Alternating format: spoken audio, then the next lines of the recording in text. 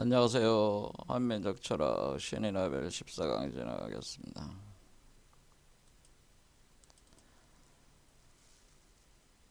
어, 상공유사의 단군신화에 따르면은 환웅이 자신의 아버지인 환인으로부터 천부 사민을 받아서 홍익인간을 하기 위해서 이 세상으로 들어오게 되는데요. 이 세상으로 들어온다고 하는 것은 각 사람 속으로 내유신령하는 성령이 임재하는 것과 같은 그런 의미라고 말씀을 드렸습니다. 그래서 최소한 동학에 따르면은 내유신령하고 외유기화한다고 하는 것이 그런 이치에 따라서 신령한 기운이 들어온다고 하는 것은 성령이 임재가 돼서 그 성령에 의해서 우리 몸속에 천부사민이라고 하는 그 신의 씨앗이 곧 환인의 씨앗이 심어지는 것과 같은 거. 그래서 이렇게 하강 운동을 하는 것이니까 하강 운동을 해서 사람 아래쪽에다가 씨앗을 심고 그것이 내유신령하는 과정이고요. 성령 임재를 하는 거니까 요 위치에 바로 요 위치가 바로 태백산이 있는 거죠. 태백산. 그리고 요게 신단수가 되는 거죠. 상승하는 나무 신단수가 돼서 여기에 배달 신시가 여기에 있다. 두 번째 차크라 중단 하단전이 그 하단전이 태백산 신단수라고 하는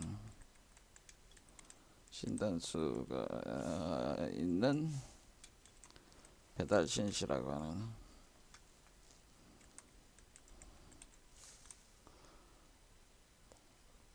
그 배달이라고 하는 것은 두 배라는 뜻이거든요. 한 배, 두 배, 세 배 이렇게 그 배라고 하는 것은 그러면은 이 수행자의 몸이 두 개로 갈라진다고 하는 거죠. 두 개로 만들어진다. 그래서 마치 여자가 아이를 임신하는 것과 같이 그러니까 여자의 몸이 두 개로 갈라지면서 하나의 아이의 몸을 만들어내는 것과 같은 그것이 바로 이 배달 신시에서 시작이 된다 이렇게 보시면 그래서 그 여성을 가리켜서 우리가 웅녀라고 하는 건데 웅녀가 바로 뭐 기독교적으로는 성모 마리아, 불교적으로는 마야 부인에 해당하는 그리고 우리 한국 철학적으로는 마고 중에서 궁이에 해당되죠. 요 아래에 있는 궁이에 해당되는 거예요. 그래서 웅녀는 그 불을 능수능란하게 다룬다는 거예요. 능수능란하게 다룬. 결국 우리가 수행이라고 하는 선도 수행에서 핵심이 뭐냐면은 주화 그러니까 몸에 둘러치면서 돌아가는 이 불의 기운에 의해서 임마 그러니까 그것이 마성으로 여러분 자신이 미치지 않도록 광기에 빠지지 않도록 컨트롤할 수 있는 그러니까 주화 임마를 방지할 수 있는 그 능력 그러면서 그 불의 기운을 온전히 자신의 자식을 길러내는 그런 데 투입을 할 수 있는 그런 불을 능수능란하게 다루는 수행자를 표현을 하는 것이라고 말씀을 드렸고요. 그래서 그 씨앗이 여기에 심어지는 것이 나무에서 원래 씨앗이 여기서 시작이 돼서 나무가 이렇게 하강을 한 거죠. 하강을 해서 이 나무의 열매의 씨앗이 여기에 들어온 거나 마찬가지다라고 하는 겁니다. 그러면 이 나무는 역으로 올라가는 나무니까 요 씨앗이 그 씨앗이 다시 역으로 올라가서 이게 열매가 돼가지고 이게 여기로 들어가는 것이 이렇게 한번 이렇게 돌아가는 것이 원시 반종이라고 하는 것은 이걸 원시 반종이다.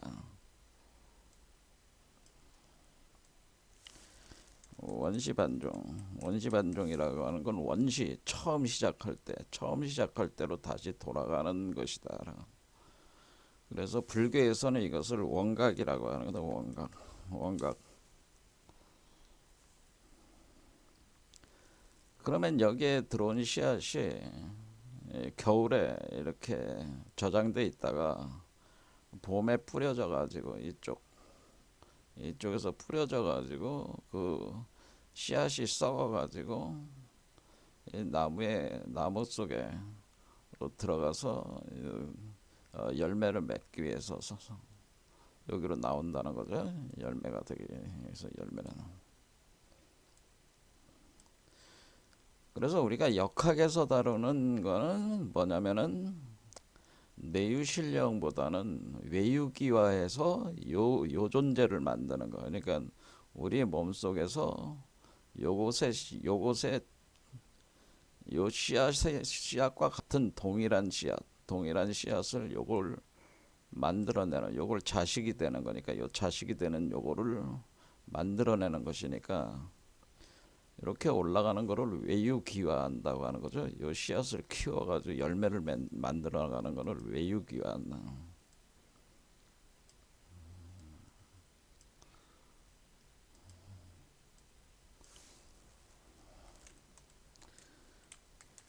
그러니까 몸이 자라나가지고 기가 변화한다는 거죠. 기가 변화하면서 몸으로 형상을 드러낸다고 하는 겁니다. 그럴 때 외유기화할 때 이것은 대인으로 육화된다고 하는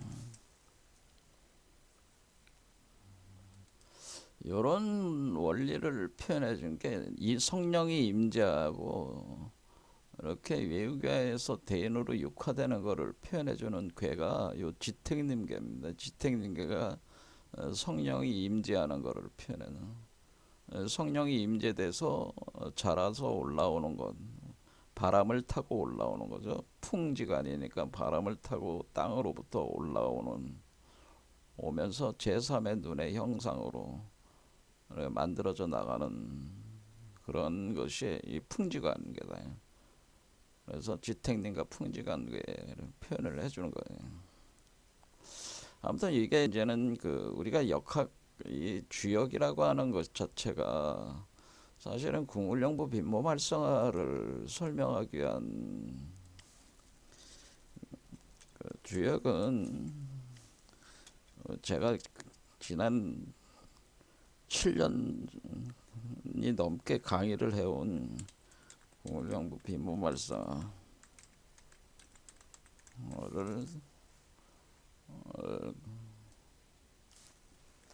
우리 선조들이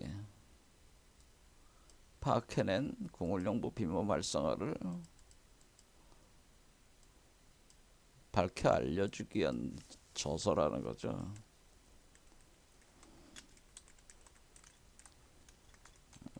위한 저서지. 이게 단순히 어떤 그런 점치는 책이 아니다라고 하는 겁니다. 그러니까 점치는 책의 형상을 취해가지고 형태를 취해가지고 이렇게 알려주는 것뿐이죠. 자, 그래서 우리가 이제는 그러면 이 주역이라고 하는 것은 궁울영부 빈몸 활성화 과정을 표현해 주는 건데, 그러면은 이 궁울영부 빈몸 활성화 과정은 결국 요걸 만들어내는 거예요. 우리 인간의 몸에 새로운 자기 자신, 이걸 이제 불교에서 뭐 대행선사 같은 경우는 주인공이라고 표현하죠. 주인공. 새로운 요게 주인공이 돼. 이 주인공을 만들어내는, 그러니까 요걸 자식으로 만들어내는 그것이 포인트라고 하는 거죠. 그럼 요걸 뭐라고 부르는 거냐? 그러면 이걸 이견대인이라고 부르는 거라는 거죠. 그러니까 요거가 중천건계의 이견대인이다. 그러니까 다섯 번째 효의 효사,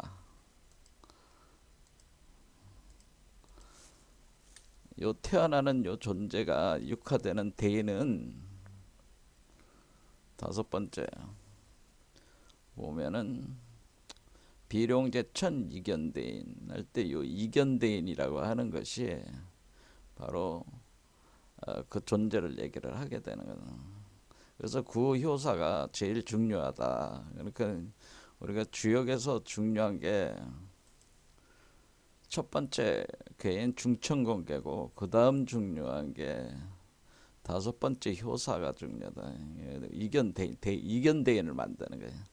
근데 사람들이 이제 주로 해석을 할 때 이견대인 하니까 대인을 보는 것이 이롭다 이렇게 해석하는데 대개 100% 가까이 그렇게 다 해석을 하거든요. 근데 그런 의미가 아니고 이견대인이라고 하는 것은 이라고 하는 것은 원형 이정 할 때 괴사에 보면 원형 이정 할 때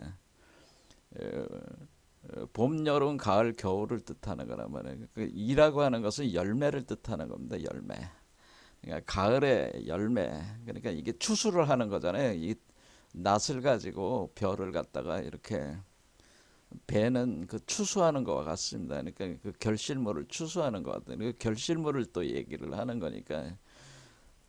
그러니까 이견대인이라고 하는 것은 여기서 이라고 하는 것은 그 결실물 열매에 해당되는 견대인.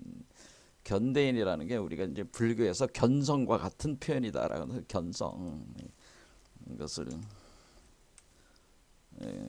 우리가 견성과 같다, 견성성불한다 할 때 그 견성과 같은 표현이에요 이게.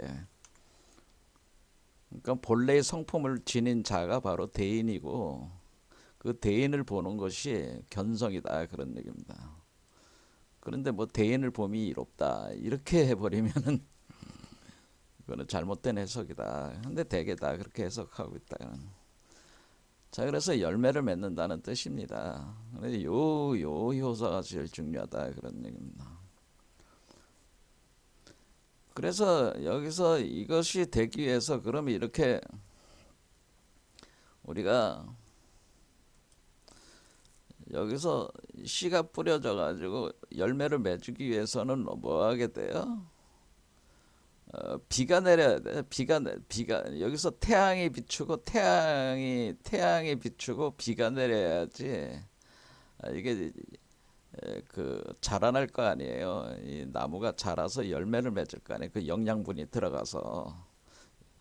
그러니까 그것을 우리가 단군 신화에 나오는 풍백운사 우사라고 하는 것이 풍백 운사우사. 그러니까 우리가 환웅이 자신이 거느리고 내려왔는데 누굴 데리고 내려왔냐면은 풍백운사우사를 데리고 내려왔다 할 때 환웅이 사람 속에 내유신령한 뒤에 사람 속에 그에다가 비를 내려주는 거죠. 비. 그러니까 그 만물이 이렇게 번성을 할 수 있게 비를 내려주는 것 같은 개념과 같이 이 감로를 뿌려주는 겁니다. 그래서 운사우사라는 게 구름이 모이고 비가 내린다고 하는 것은 감로를 뿌려준다는 겁니다. 그래서 물을 줘야지 이게 자라는 거잖아요. 나무가. 그러니까 그런 개념이라는. 그래서 환웅은 번개에 해당되고 내공. 그러니까 우레가 그러니까 하늘에서 번개가 치고 바람이 불면서 바람이 불면서 구름이 모이고 비가 돼서 내린다 그런 뜻입니다. 환웅풍백운사우사라는 게. 그럼 이게 왜 이걸 하는 거냐? 그리고 이 심어진 씨앗을 길러내는 과정이래. 길러내는 메커니즘이라고 하는 게. 그래서 우리가 364를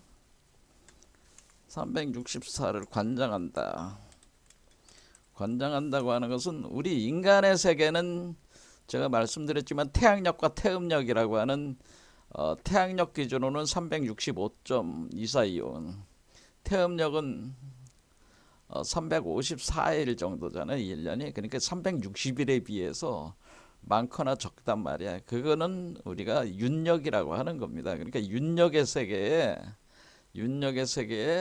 이렇게 환웅, 풍백, 운사, 우사의 기운을 넣어가지고 윤력의 세계에서 360인 360세계를 정력의 세계라고 얘기하는 겁니다. 이 정력의 세계로 태어나게 만드는 과정이다. 그래서 정력이 윤력이 되고 윤력이 정력이 되고 이렇게 서로 상호작용하면서 이것을 키워나가는 겁니다. 이거는. 그래서 이게 364를 관장을 한다는 게 그런 의미라는 거죠. 자, 대강 이런 내용으로 이제 정리가 되고 있다라고.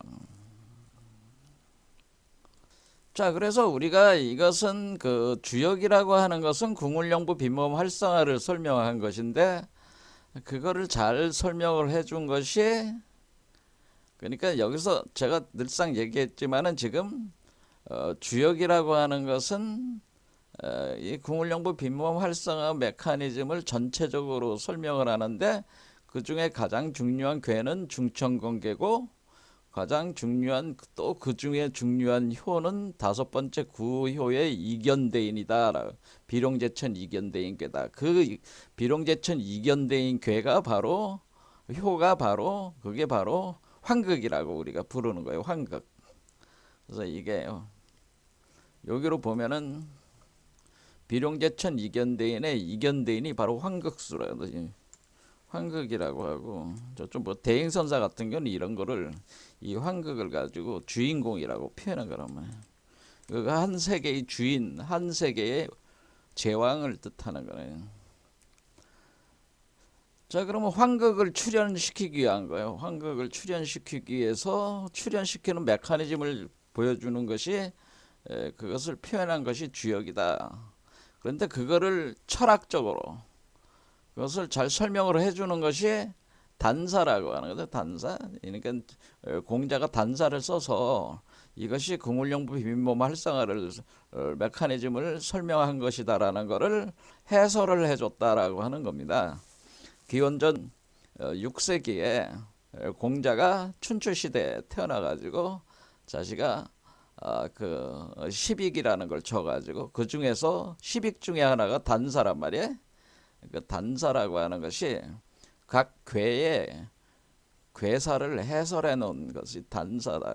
그 단사들을 다 쳤어요. 모든 괴. 그런데 그 중에서 제일 중요한 단사가 뭐겠어요? 다섯 번째. 그러니까 우리가 그 첫 번째 그 중천 건계의 괴사를 해설한 단사가 제일 중요하단 말이에요. 여기 안에 모든 게 다 설명이 돼 있다는 겁니다. 그래서 이거를 제가 단사를 지난 시간에 설명을 하기를 그러니까 우리가 운행우시 하니까 구름이 돼서 비가 내린다.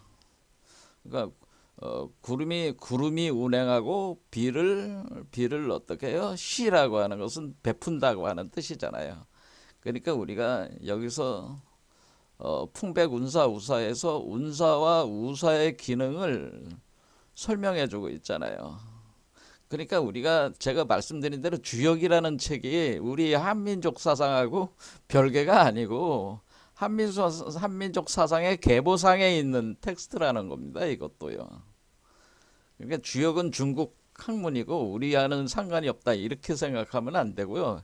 주역 자체도 제가 복희역부터 연산역, 귀장역 그 다음에 주역으로 이렇게 흘러오는 이 흐름의 계통 속에서 우리 한민족 사상이 드러낸 것이고 그걸 정확하게 알 수 있는 것은 이 주역의 사실상의 첫 번째인 수레둔계에서 반환이라고 하는 바로 환인에 대한 환운이나 환웅에 대한 반환 그러니까 환인의 씨앗이란 뜻이에요. 이게 반환이 환인의 씨앗을 심는다 그런 뜻이에요. 반환이 환인의 씨앗인데 그러니까 여기에 벌써 환인 환웅 사상이 이미 이 주역 사상 체계 안에 이미 시작점에 반환이라고 해서 환인 환웅 사상이 여기 이미 심어져 있다고 하는 거예요. 이렇게. 그리고 이것이 처음 시작해가지고 그러니까 용의 알이 되는 거죠. 그 반환은 결국 용의 알이다라는 뜻이에요. 수레라는 것이 물 속에 있는 용이다 그런 뜻이니까 물 속의 용이 용 그러니까 이게 물 속의 용알이라는 거죠. 그러니까 비룡제천 할 때 그 비룡제천의 알이 물속에 있다는 거예요. 그럼 얘가 궁이잖아요, 궁. 그러면 요게 용뱀인데 이렇게 자라 올라 가지고 여기서 그 날개를 달면은 새가 되면서 여기서 그 봉황체가 돼가면서 알을 깨고 날아가는 게 그게 요 뇌산소가 요게 바로 비조. 날아가는데 너무 멀리 가지 마라. 그거를 알을 품는 것이 풍택중부다. 알을 품고 그러니까 새알이죠. 새알을 품어서 새알을 깨고 나오는 게 풍택중부예요. 그러면은 뇌산소가는 나왔는데 너무 멀리 가지 마라 그런 뜻이. 왜 멀리 가지 마라 그런 거는 설명을 했습니다. 우리는 다시 이 세상으로 다시 들어와야 된다고 하는 거예요. 성인들이라고 하는 존재들은. 그래서 홍익인간을 해야 된다고 하는 거예요. 그런 의미가 있다고 하는 겁니다. 그러니까 보살사상이나 불교의 보살사상도 여기에 다 그런 측면에서 내재가 돼 있다고 하는 겁니다. 자, 그러면은 제가 이렇게 구름이 돼서 비가 내린다. 아, 그럼 이게 당군 신화에 나오는 그 똑같네. 그거잖아요. 환웅 다음에 풍백, 운사, 우사 그런 개념하고 이게 같은 거잖아요. 그러면 대명종시한다고 하는 거죠. 그러니까 이전의 세계가 그러니까 결국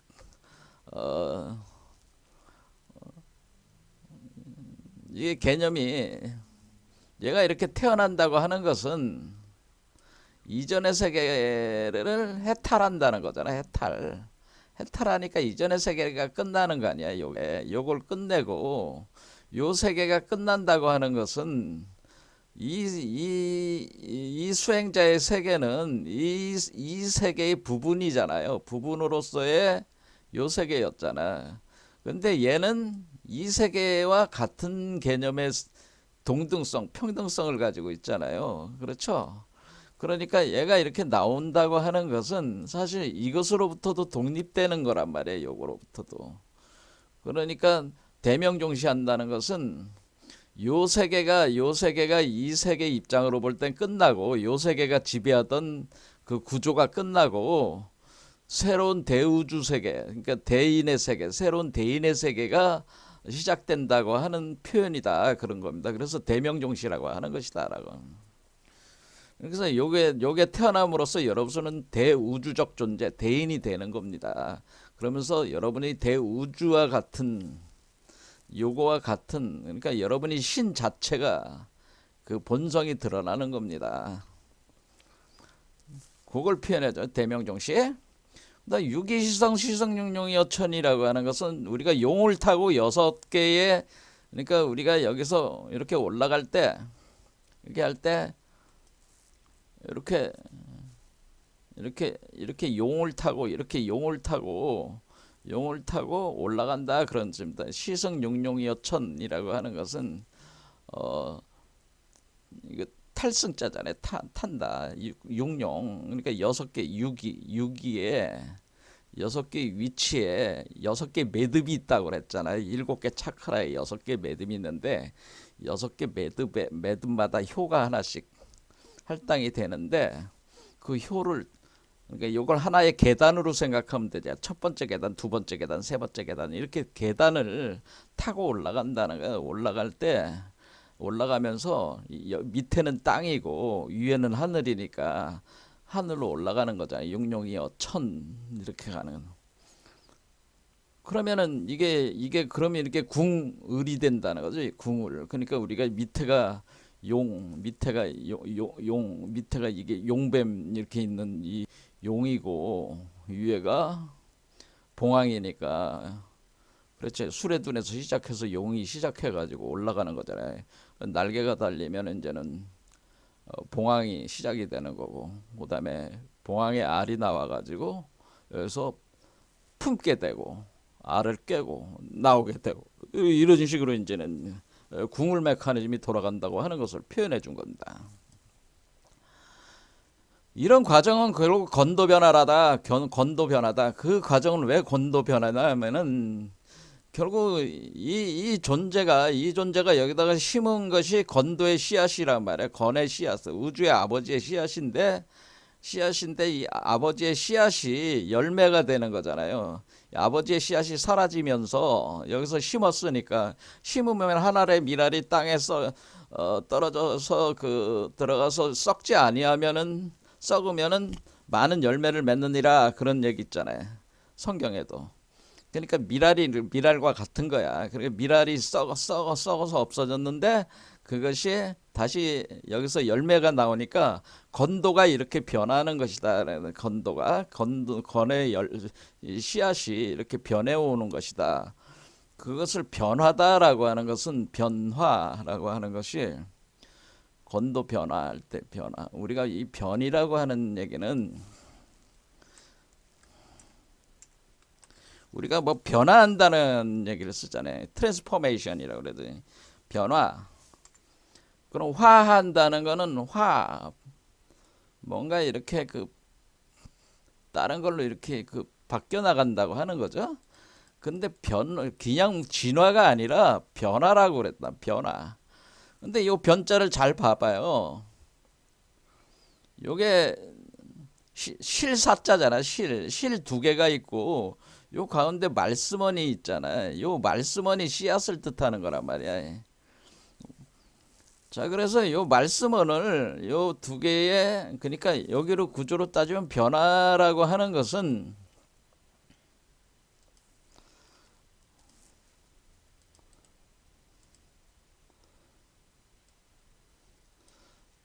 요 실은 지금 요 빨간 실이 여기 있는 실사고 요 실은 파란 실이래. 파란 실. 그래서 두 개의 실이 꼬여가는 걸 지금 표현해주고 있잖아요. 그다음에 요건 뭐야? 요거는 말씀원. 그러니까 하나의 정보죠. 우리가 씨앗이라고 하는 것은 정보를 담고 있는 거잖아요. 정보라는 건 말씀을 담고 있다는 거지. 그러니까 그걸 첨부라고 하는 거란 말이에요. 첨부. 그러니까 첨부라고 하는 거는 뭐냐면은 여러분들이 이제는 자, 8개 구궁도에서 제가 봤듯이 요 오황토성이 바로 황극이란 말이에요. 황극. 그러니까 이견대인 비룡제천 이견대인이란 말이에요. 이게 그러면은 여기가 요게 첨부라고 여기 써 있잖아. 첨부. 그렇죠. 태을구성에 첨부라고 써 있다. 첨부. 그러니까 요 첨부가 하나의 씨앗의 정보 구조란 말이야. 정보를 뜻한 말이야. 그러니까 우리가 첨부경의 첨부가 이 첨부를 얘기를 하는 거란 말이야.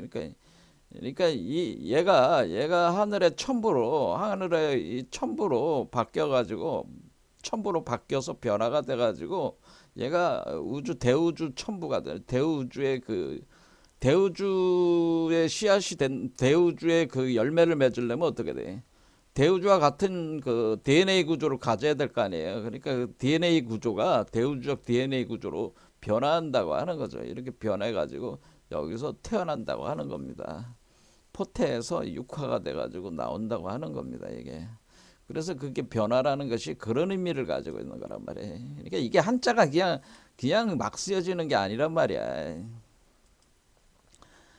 자, 그러면 건도 변화가 일어나면 각정 성명 할 때 성명이라는 게 우리가 뭐 선도나 이런 데서 성명일치라고 그런단 말이야. 성명일치라는 거는 한마디로 얘기해서 정신과 물질의 성이라는 것은 정신을 가리키고 명은 물질을 가리키는 그러니까 생명을 가리키는 거죠. 그러니까 의식과 생명을 가리키는데 의식과 생명이 하나가 되는 정성명이라고 하는 것은 하나가 된다는 성명일치가 되는 각각이 성명일치가 되는 상태가 된다는.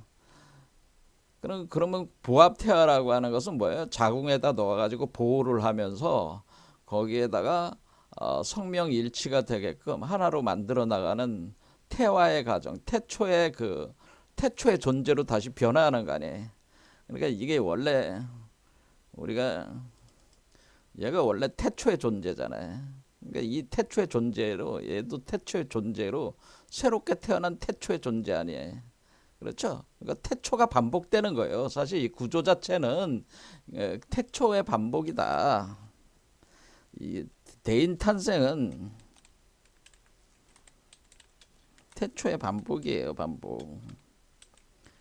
태초가 다시 반복되는 건데 태초의 상태를 다시 체험하는 거예요. 다시 체험하는 건데 태초의 반복이라 그런 얘기입니다. 그러니까 이거를 가리켜서 우리가 개벽이라고 하는 겁니다. 태초의 천지창조의 반복이다라고 합니다. 태초의 천지창조가 반복이 되는 것이 지금 이 과정이란 얘기예요, 사실은. 그래서 얘가 나오는 과정 자체가 태초의 천지창조의 반복. 그러니까 이 단사가 지금 설명하고 있는 과정 자체가 태초의 천지창조의 반복이란 말이야.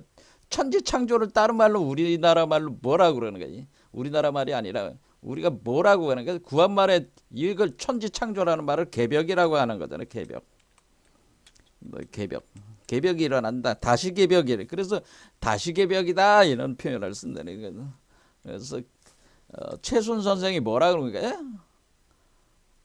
반복하는 거니까 다시 개벽이 일어난 거잖아요. 이게 다시 개벽이야. 다시 개벽 사상이라는 거잖아요. 왜냐면은 얘가 생성될 때 처음에 천지창조가 있었고, 그다음에 얘가 태어나니까 두 번째 천지창조가 있는 거란 말이에요. 그러니까 두 번째 천지창조를 우리가 직접 경험을 하게 되는 거죠. 그래서 첫 번째 천지창조를 두 번째 천지창조에서 경험을 하게 된다는, 똑같은 과정으로 경험을 하게 된다고. 그래서 다시 개벽이 일어난다고 하는 겁니다. 그래서 개벽론하고도 이게 딱 매치가 되는 거란 말이에요. 그래서 다시 태어난다고 하는 것은, 대인이 다시 태어나는 것은 태초에 사람이 태어났을 때 그 상태를 다시 반복한다고 하는 거예요. 그게 바로 이 자궁에서 이렇게 나오는 겁니다.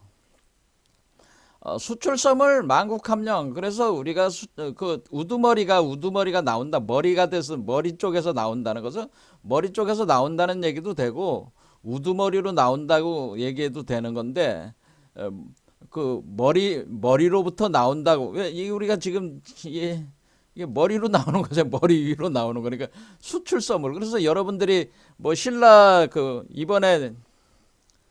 이번에 여러분들이 트럼프한테 신라 왕관을 선물해 줬잖아요. 여러분들이 신라 왕관을 보면 잘 어떻게 생겼어요? 요게 출이잖아. 출자가 4개로 돼 있잖아요. 그렇죠. 원형, 이정 이렇게 위로 하나 이렇게 올라간다는. 사실은 요 심장 차크라부터 시작되니까 4개가 맞지. 심장, 목구멍, 머리. 그러니까 여기 머리, 그다음 머리 꼭대기 4개 차크라로 올라간다. 그런 뜻이란 말이야. 또 이게 의미가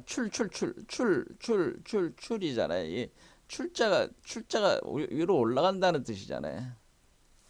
근데 누가 올라가는 거야? 여기서 새로 태어난 여기로 보면은 우리가 태아처럼 생긴 옥이 있단 말이야. 이게 옥이 있는데 여기 옥돌이 태아 모양의 옥돌이 있단 말이야. 태아 옥돌.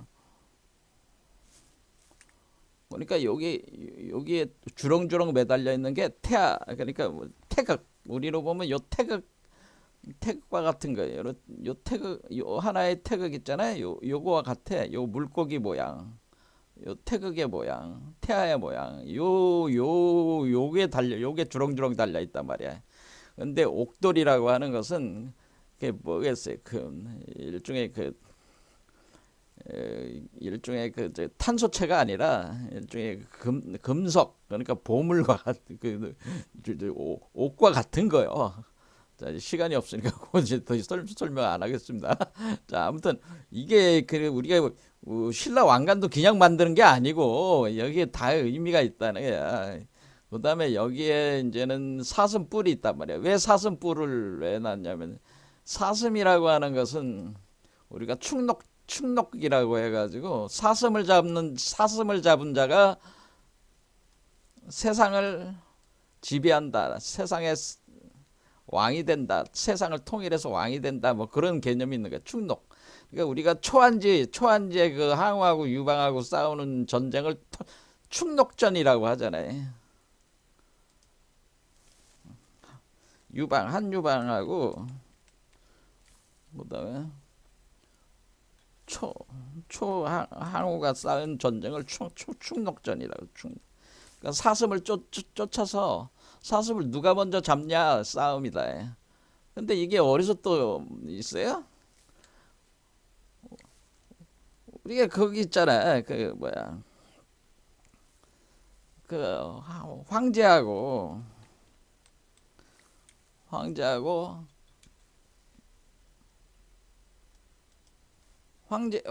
치우천왕의 전쟁이다. 황제와 치우천왕 전쟁. 치우천왕의 전쟁을 뭐라고 그러는 거야? 치우천왕의 전쟁을 탕록전이라고 하는 거야. 근데 이게 충록과 같은 얘기야. 그러니까 천하를 놓고 두고 싸우는 싸움이단 말이야. 자, 그럼 왜 싸우는 거야? 얘가 이제는 이 존재의 세계를 뺏어야 되는 거야. 이게 이치적으로 보면 아들이 아버지의 권력을 가져와야 되는 거기 때문에, 그러니까 이전 세계의 권력, 이전 세계 모든 자산을 뺏어와야 되니까 얘가 어떻게 돼? 얘가 한 구덩이에서 일어서 가지고 나와 가지고 이 존재의 거를, 아버지 거를 다 뺏어오는 거야. 그게 전쟁이라. 그런데 이전 세상과 새로운 세상 간의 전쟁을 얘기를 하는 겁니다. 아무튼 그런 개념이 있습니다. 그런 사슴이, 그래서 양이나 사슴을 그러니까 석가모니 같은 경우는 자신이 전생에 사슴이었다 보니, 예수는 뭐예요? 자신을 양이라고 그러는 거죠. 양도 뭐예요? 사슴의 일종이야. 그러니까 사슴도 양의 일종이죠. 산양이잖아, 산양. 양으로 표현한다, 그런 얘기입니다. 양으로 표현하는 이유가 있습니다. 또 상징적 이유가 있지만 그것까지 하면 또 끝도 없어요. 여기까지 하겠습니다.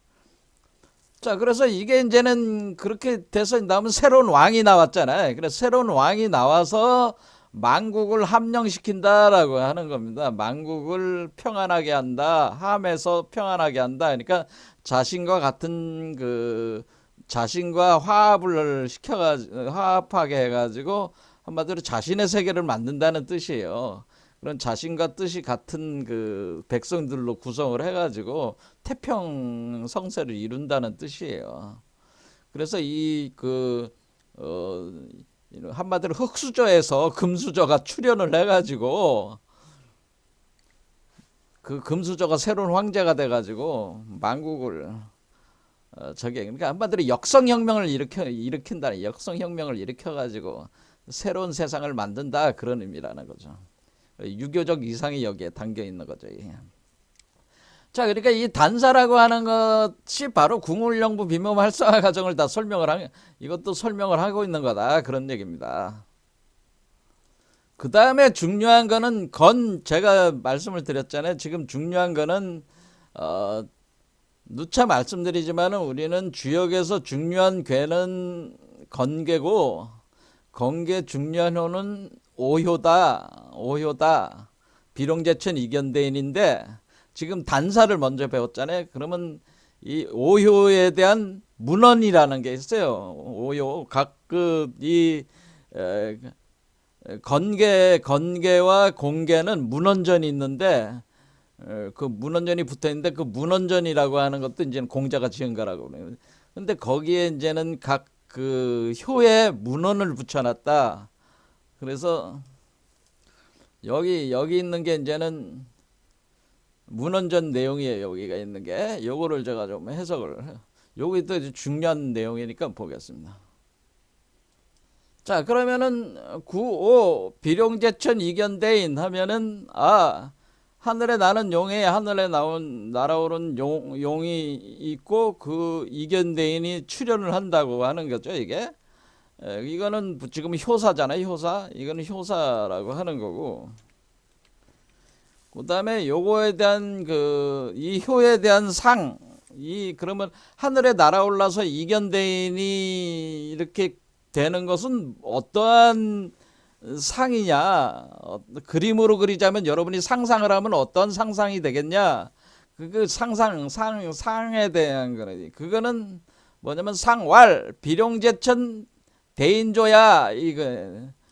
그러니까 그 얘기는 비룡제천 이견대인이란 얘기는 비룡제천 그러니까 하늘을 나는 용이 하늘에 있어가지고 대인이 조 만들어진다라는 뜻이잖아요.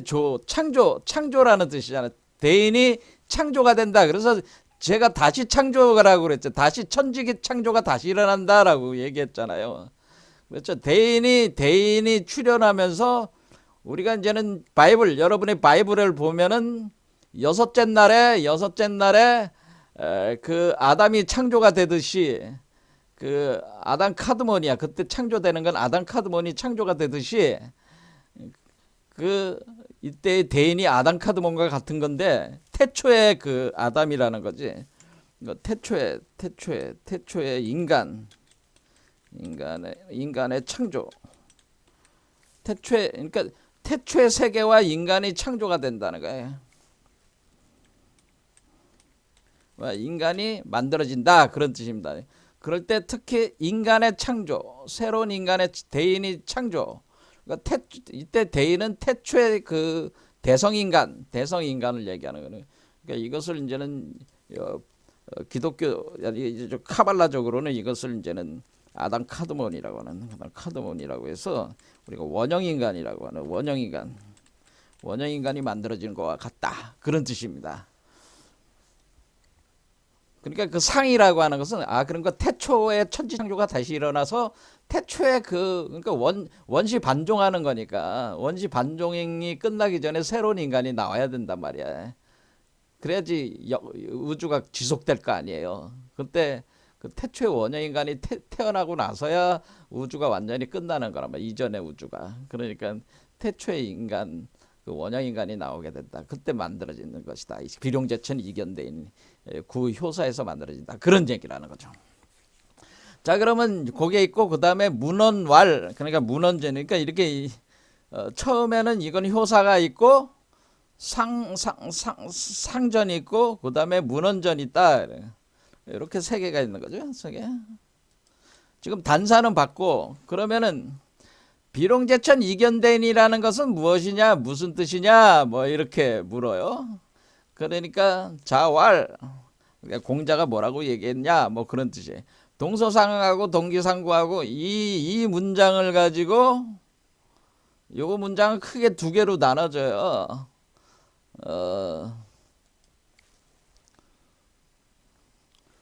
잘부터 부 그러니까 여기서부터 여기까지 자 동서상은 동기상구 수류숲 뭐 이런 얘기를 가지고 요 위에 있는 글자 수가 45자야 45자 45글자인데 글자 수로는 그 다음에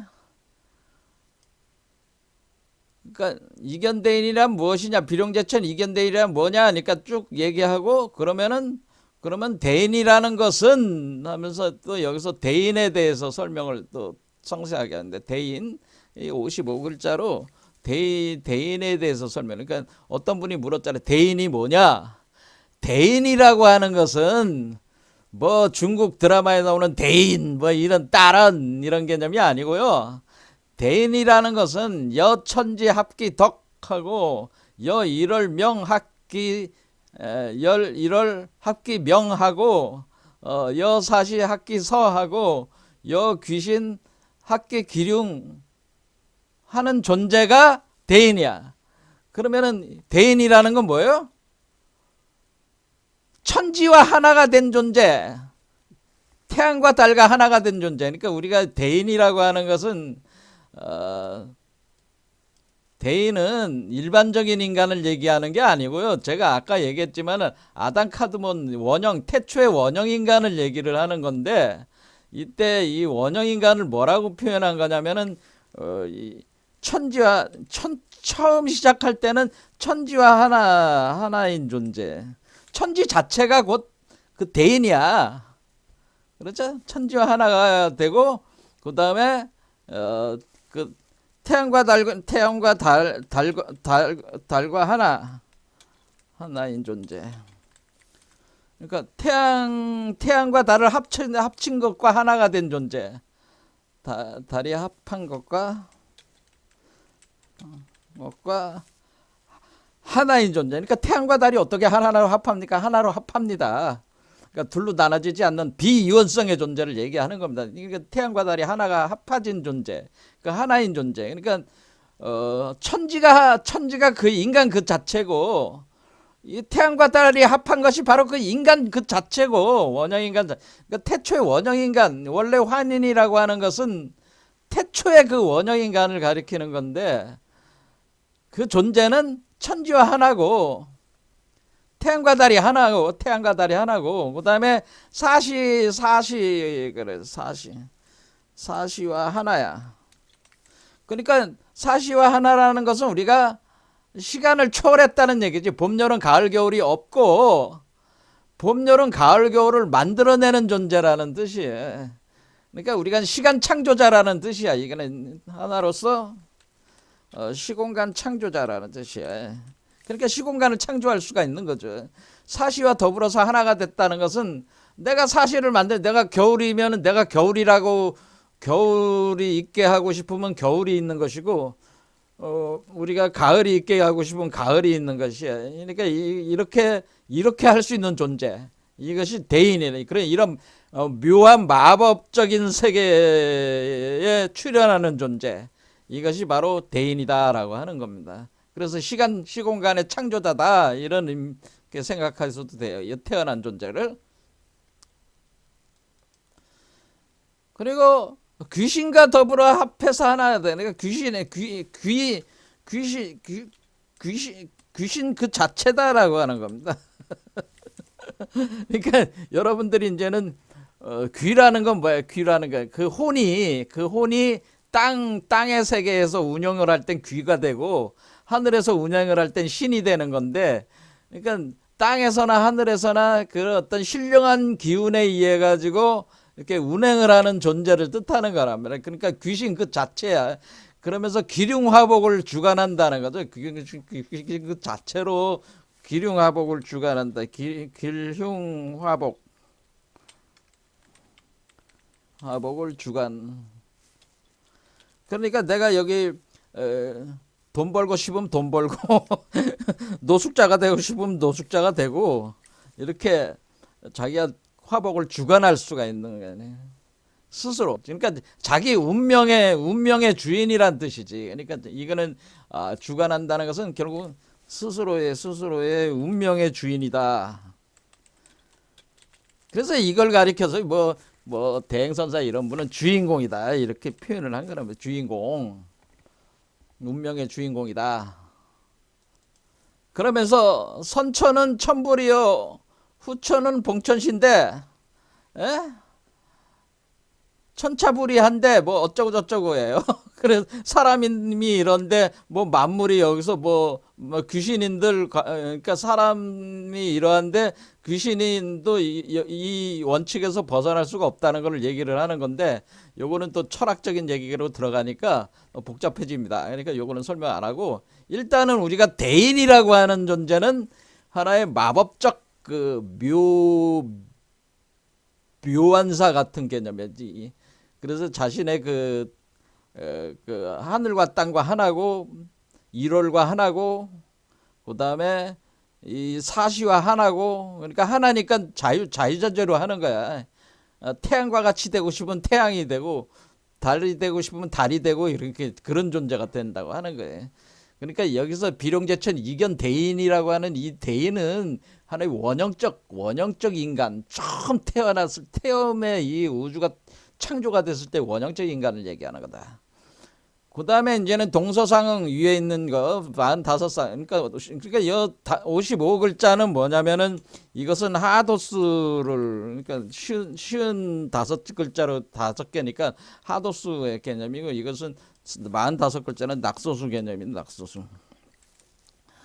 근데 여기는 낙서수는 동서상응이며 동기상구라고 하는 것은 선천과 후천의 그런 그 기운이 그 괴상의 변화를 설명한 것이다라는 것을 이걸 최초로 그 야산이달 선생이 밝혀낸 거다 그런 겁니다. 이거를 누가 밝혀냈다?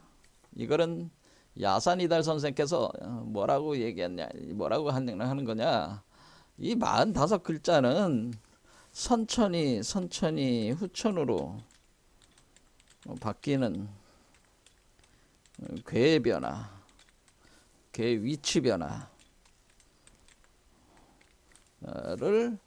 위치 변화를 설명한 것이다. 변화를 표현한 것이다. 이런 겁니다. 그럼 그게 어디 있습니까? 이거를 가리켜서 이 학문을 가리켜서 이제 건구도설 이렇게 돼. 건구도설.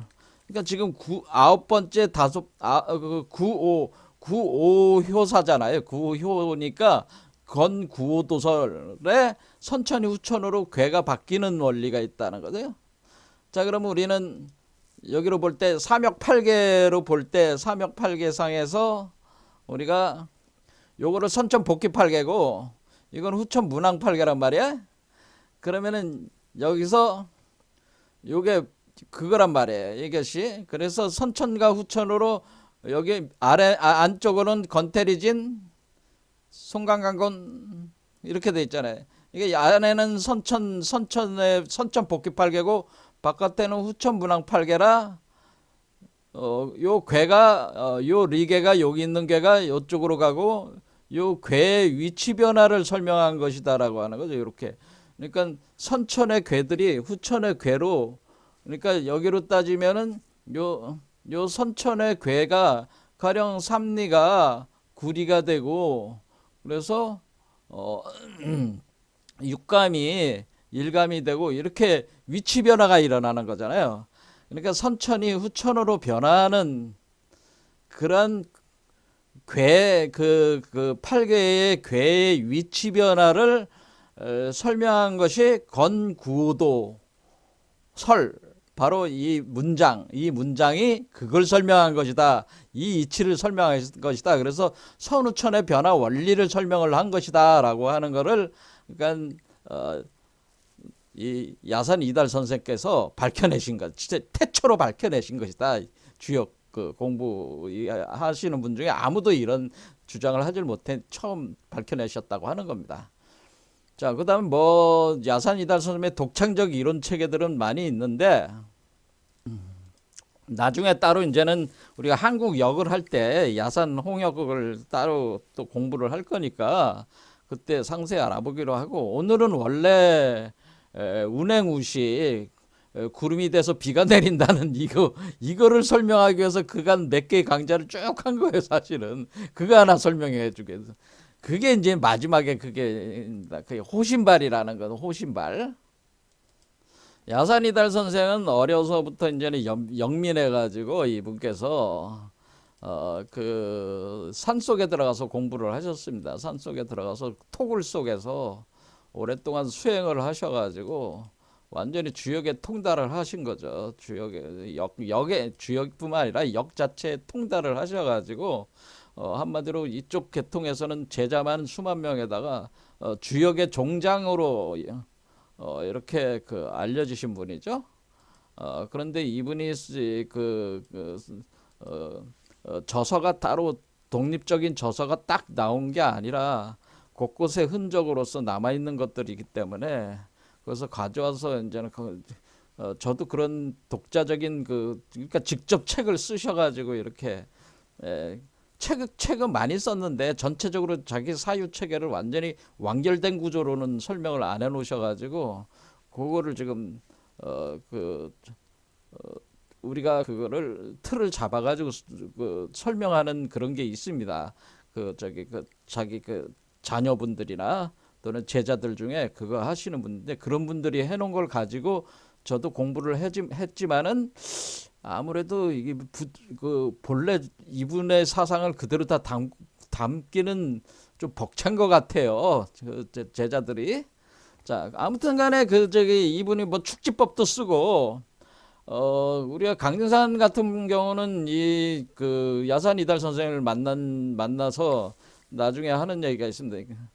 우리가 이제는 미래를 보려면은 미래사를 알려면은 야산의 벼른박을 봐라. 그런 얘기다.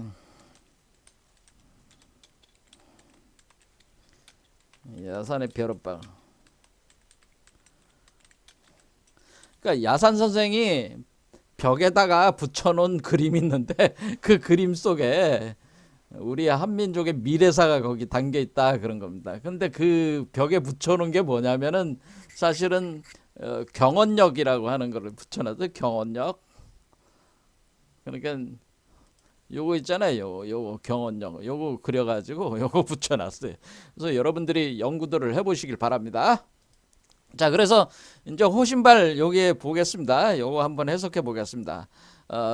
몇 가지 아주 뛰어난 그 시를 통해서 자신의 그거를 그걸 전개를 하셨는데 그 중에 이제는 이 시가 의미가 지금 우리가 공부하는 거 의미가 통하는 거니까 한번 보겠습니다. 일개석정 작권윤 청견황하 수만분 약대 비룡 신호발 위은 이유 입전문. 자, 한 삼택이 돌 우물에 곤륜산을 지었는데 하늘이 보낸 항하수 동이에 가득하네. 만약 비룡신이 호령바라기를 기다린다면 구름 되고 비가 되어 선문에 들어가리. 자, 여러분 이 시를 해석을 하실 수 있으면은 좀 공부 좀 되시는 분들인데 제가 보니까 해설하신 분이 없는 것 같아요. 제대로. 자, 한삼택의 도루물이라는 것은 한삼택이라는 건 뭐 삼택이라는 게 여러분들이 예전에 흙을 갖다가 이렇게 풀 때 그 삼택이 키 같은 거 있죠. 키 쌀겨 막 이렇게 고르는 그 키가 있는데 그거에 거기라는 그런 거라든가 아무튼 한삼택이라고 하는 게 이게 흙 한 덩이다 뭐 이렇게 보면 돼요. 그러니까 얘가 흙 한 덩이야. 얘가 흙 한 덩인데 여기에 도루물이 있다는 거죠. 여기에 도루물이 있어가지고 곤륜산을 지었다.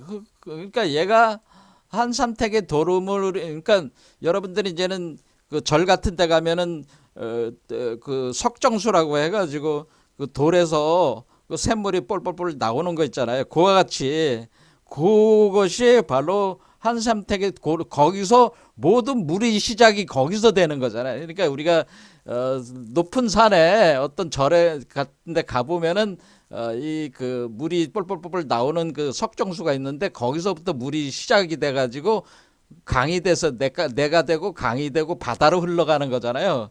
그러니까 거기 그걸 얘기하려 한 거예요. 그 곤륜산. 이게 그러니까 새로운 우주가 시작이 되는 거니까 얘로부터 새로운 그 물이 시작이 되는 거 아니겠어요? 얘가 새로운 그 곤륜산이 되는 거죠. 곤륜산. 그렇죠. 얘가 곤륜산이 되고 얘가 곤륜산에서 물이 나오기 시작하는 거죠. 여기서 물이 생명, 그 물을 뭐라 그런가요? 그걸 석정수라고 하기도 하고 그게 바로 생명수입니다. 석정수가 바로 감로생명수다. 이게 뽕뽕뽕 나온다는 거죠. 이 성인에서 나오는 산에서 나오는 이게 감로생명수가 나와서 그 황하수가 동이에 가득하다. 이렇게 우리가 항아리 동이. 자, 그래서 우리가 그 물병자리와 같은 개념이라고 그랬죠. 물병자리 같은 황하수. 그러니까 요 내려오는 게 요게 황하수라고 그랬잖아요. 황하수고 이게 낙동강이라고 그랬잖아요. 그러니까 황하수 내려오는 물이라는 거죠. 하늘에서 보내는 황하수 동이에 가득하네. 그러니까 하늘에서 내려오는 물이 여기서부터 시작을 해가지고 이렇게 내려오면은 얘한테 들어가가지고 요게 이제는 가득해지는 거죠. 이렇게 한 바퀴 이렇게 돌면서 이제 가득해지는 거지. 그러면은 만약에 비룡신이 호령바라기를 기다린다면 자 그러면 비룡제천 이견대인을 얘기하는 거죠. 비룡신이라는 건 비룡제천 이견대인이 그 신을 얘기를 하는 거다 그런 얘기입니다. 나는 구름이 되고 호령바라기를 기다린다면 자 그러면은 우리가 호령바라기를 기다린다라는 걸로 이렇게 하기보다는 이건 또 다른 의미가 있습니다. 근데 어쨌든 뭐 여기 있는 대로 그냥 해석을 하자면은 비룡 호령을 바라기를 발이라는 건 비룡신이 발이라는 건 왜 발달한다는 뜻이잖아요. 그러니까 호라는 거는 부호 코드라는 뜻이야. 부호나 코드 체계 DNA 정보 체계가 육화가 돼서 발달하기 시작한다면 그런 뜻이에요. 그러니까 비룡이라고 하는 것은 아직 육화가 되기 전이고, 이 다섯 번째 차크라가 비룡이 나오는 것이고, 여섯 번째 차크라가 팔다리가 나오는 것이니까, 여기가 이제는, 비룡 신호발이 되는 거죠. 그래서 여섯 번째 차크라. 그러면은, 기다린다면은, 구름이 되고, 그럼 얘가 나와서 또 어떻게 돼요? 얘가 다시 곤륜산이 돼가지고 얘가 구름이 되고 비가 돼가지고 또 얘가 그 생명수를 또 뿌려내게 되는 거죠. 그러니까 이렇게 계속 반복. 그러니까 얘가 들어와서 이 사람 얘로부터 그 내려와가지고 운사와 우사의 그 기운이 내려와서 길러내서 나오고 그 얘가 또 다른 사람의 몸속에 들어가서 변화시키고 또 다른 사람 몸속에 들어서 변화시키고 계속 이렇게 계속 뭐라 그래요? 자기 복제 운동을 계속한다 그런 얘기입니다. 그러면서 요 존재가 결국 구름이 되고 비가 돼서 선문에 들어가리. 그러니까 뭐야 선이라는 거는 신선이 된다 뜻이잖아요. 신선이 되는 그 문으로 이제는 들어가게 된다. 그런 과정을 거쳐서 그러니까 한마디로 홍익인간을 하는 그 과정을 거친 뒤에 우리가 진정한 신선이 돼서 들어가게 된다. 그래서 그 신선이 돼서 대라 신선을 구현하게 된다 하는 거를 요 시에서 사실 설명을 하고 있는 겁니다. 우리가 1시간이 넘게 됐습니다. 자, 오늘 여기까지 해서 신인합일에 대한 전체적인 거는 일단 여기서 끝내고 다음 시간에는 탄트리즘에 대해서 설명을 하도록 하겠습니다. 오늘 여기까지 하겠습니다. 감사합니다.